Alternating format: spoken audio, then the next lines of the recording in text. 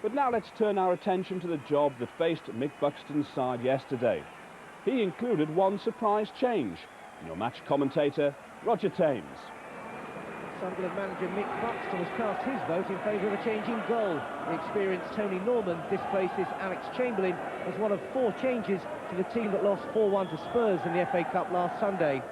The other 3 are more expected. Kevin Ball is back from suspension and takes Gary Bennett's place in defence.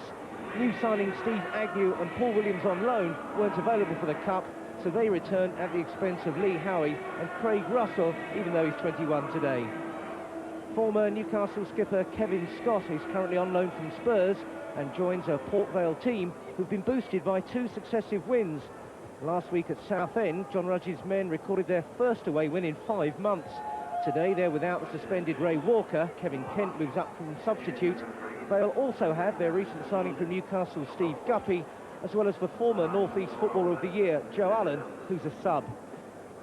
Change of referee from announced today. It's Alan Flood from Stockport. So the proverbial 6-pointer this one. So little to choose between these 2 teams, both of them desperate for the point, as new boy Paul Williams signals his arrival and return to the team with an early shot that flies just wide, and Williams' pedigree and also that of Steve Agnew, just what Mick Buxton really needs at such a difficult time with so many problems at home here at Roker Park, where Sunderland have still only won 2 league matches. It's a form they desperately need to alter.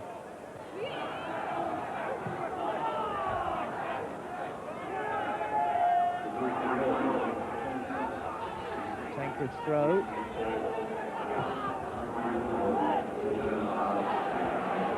Tony Naylor. A bad move this. And Norman forced to push it away there. Kevin Kent's shot. And Port Vale with their first attack of any description, bringing the first real save out of either keeper, and Tony Norman on his recall was well up to it.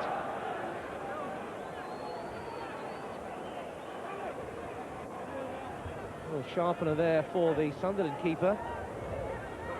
And certainly Port Vale found themselves with room for a telling strike. They've got the corner kick. And Scott was there on the far post, but it just skimmed away out of his reach.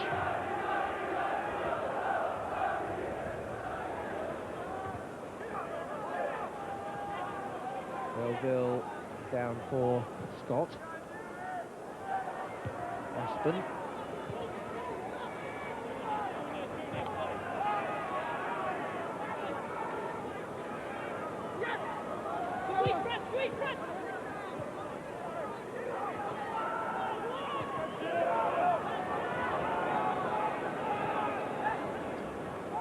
Gray looking to bring it down and get some control. Out wide for Armstrong. And it's charged down well by Sandyman, but Sunderland had the corner.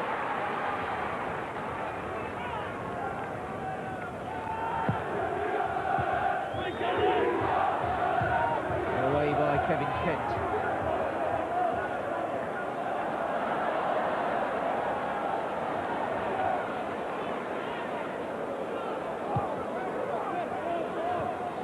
Agnew. He'll switch it out. Just carefully rolling it for Kubicki. Smith.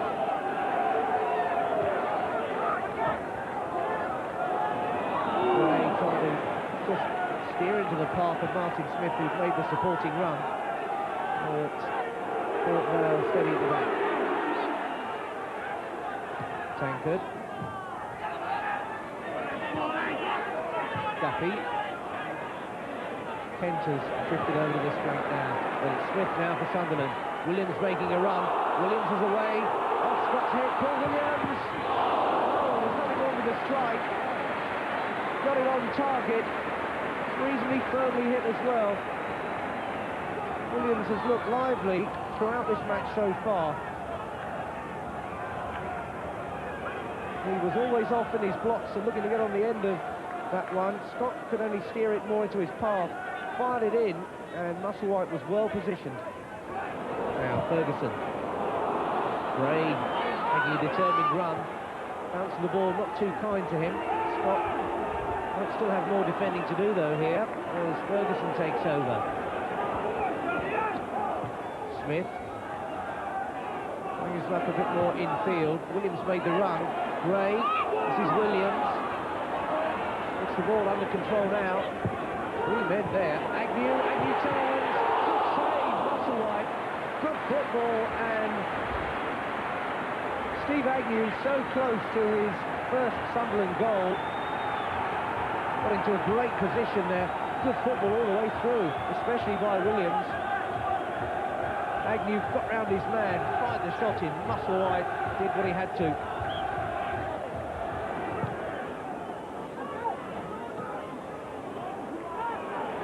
Agnew with some space.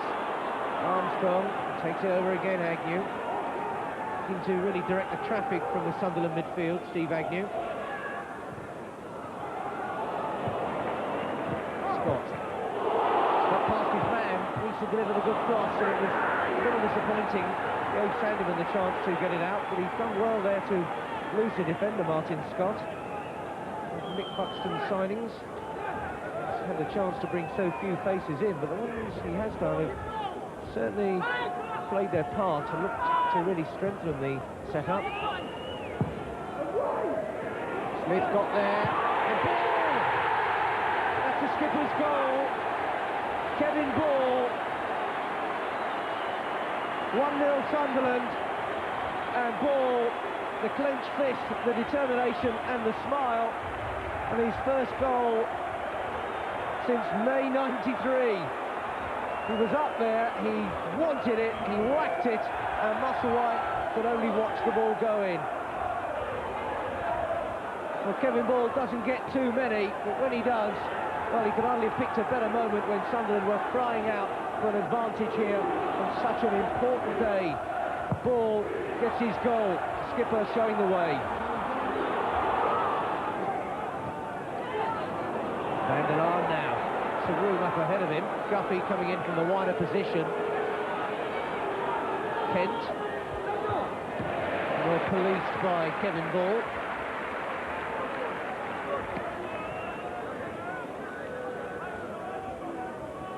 The man down there is Tony Naylor.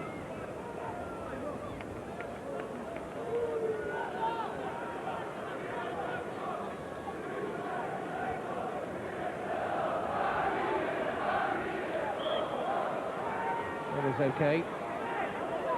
Corner kick though to Port Vale. That one's come out. Ball against the upright, but it's in this time. Port Vale get it back. And Tony Naylor, who must be more than pleased, he's back to full fitness, just taking a knock and then up and bringing Port Vale back on level terms. First one hit the upright, the second one gave Norman no chance.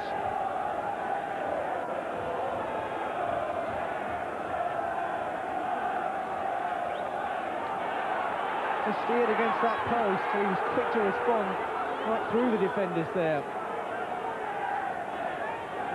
And Tony Naylor gets his 5th of the season.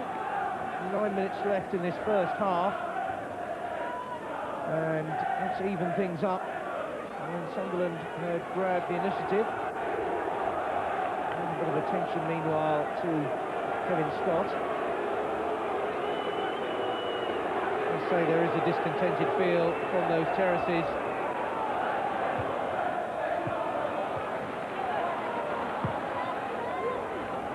Gray down for Williams, nails it. Agnew, having made the first breakthrough though, couldn't follow right up onto the ball. Steve Agnew has been at the heart of most of the encouraging aspects for Sunderland. Neil Aspin for Port Vale has certainly been at the heart of most of the stout defending.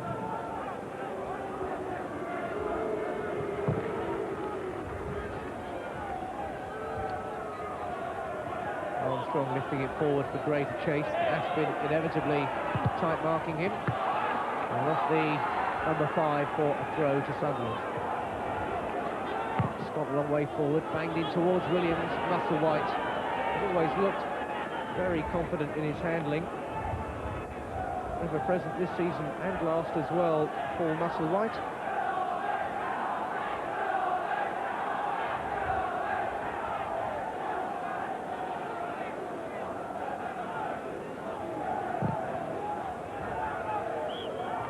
It's half-time, and these two teams started the match level on points. They come to half-time level on goals, despite Kevin Ball, the Sunderland skipper, showing the Rokermen the way after 24 minutes, but Tony Naylor got Port Vale level, and it is very much anybody's game still at half-time. Evenly contested, it's Sunderland 1, Port Vale 1.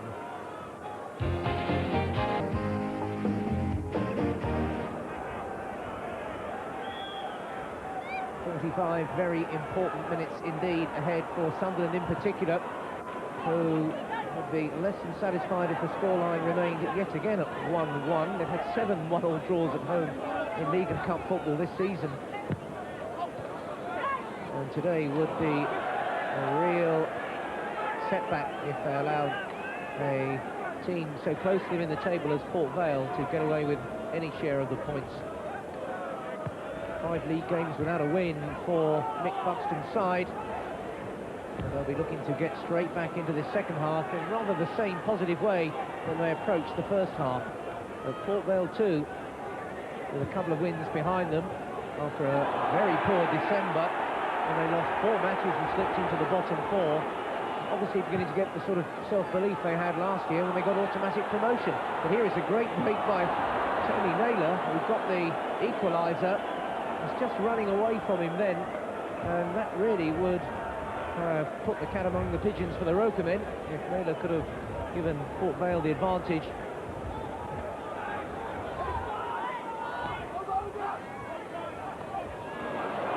Robbed there by Foyle, who came in on the blind side of Kevin Ball. And Guppy now. Agnew with a yard or two to have a little look up and pick out perhaps Gray, but square instead for Kubicki. Gray making a couple of different diagonal runs up front. This is Gray, who was upended there by Scott on the follow-through in that tackle. Williams still feverishly working to keep possession for Sunderland, and managing as well. The second challenge was too much, but they're in again. Ferguson and Smith. Save Musselwhite, clawing it back when Martin Smith must have been on the brink of celebration. There's a break on though at the other end. Foyle dumped in towards Naylor, and now Tony Norman has to come a long way out and will find touch, I'm sure. Oh, what a terrific save by Paul Musselwhite then. Martin Smith stealing in, looking to have steered the ball over the keeper. It was a good header, and Musselwhite clawed it away. Naylor's made his run, and Kevin Ball with him predictably. Ferguson knocks it past his man, but into touch for a Port Vale throw. Oh, Van der Laan. Oceans of space there. Will he try one? Decides to play it square instead. Tankard, Foyle, Guppy hogging the touchline here, looking to deliver the cross. And Norman forced to backpedal. That came off the woodwork. A deflection on the cross, but it was a really difficult one for Tony Norman to judge. Still Port Vale coming forward. Away by Kevin Ball. Scott. Van der Laan again picking up the loose stuff in midfield. Van der Laan trying his luck.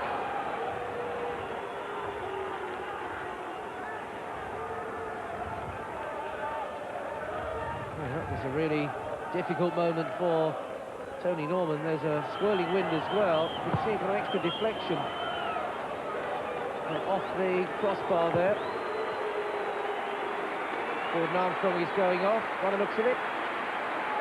And on comes the birthday boy. So off goes Gordon Armstrong,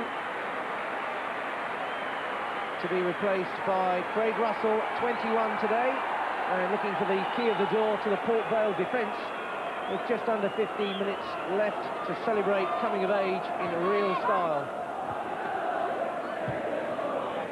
straight away getting a touch as well. Williams feeling for the free kick there in the handball. Scott. Williams again, thought about the shot, but played it square. Ferguson plays it in. Williams, it's just too high for him to bring it down on his chest and have a go himself. But Russell, Scott in there, Russell White checked. Ferguson, 53 league games before today, still not got a league goal.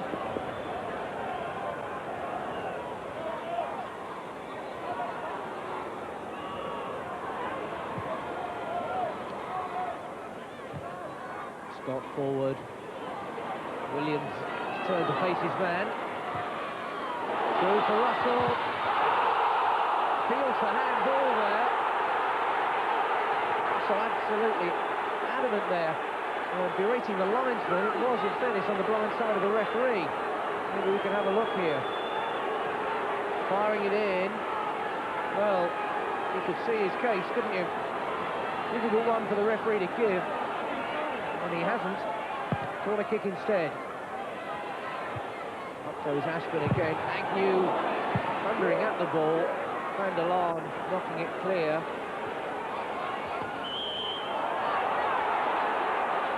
The frustration obvious around Roker Park.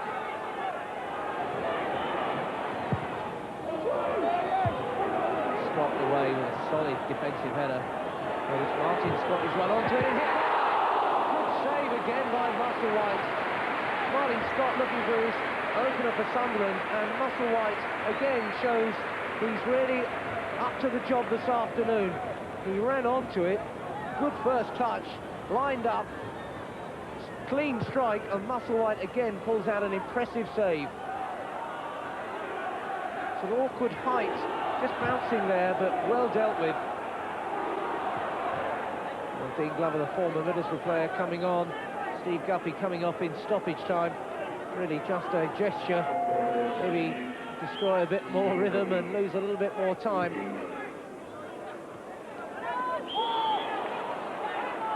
Steve Agnew following through there on Bradley Sandeman. None too impressed by things there. Another booking. Just have a look at it. Oh, well away. He was almost into the next match with that tackle.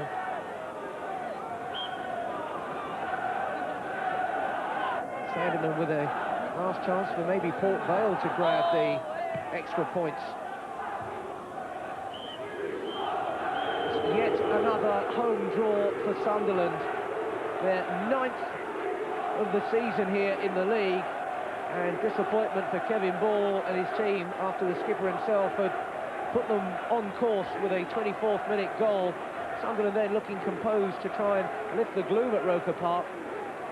But the equaliser from Tony Naylor 9 minutes before half-time definitely steadied Port Vale, who grew in confidence and put in a determined second-half performance to keep the Roker men at bay.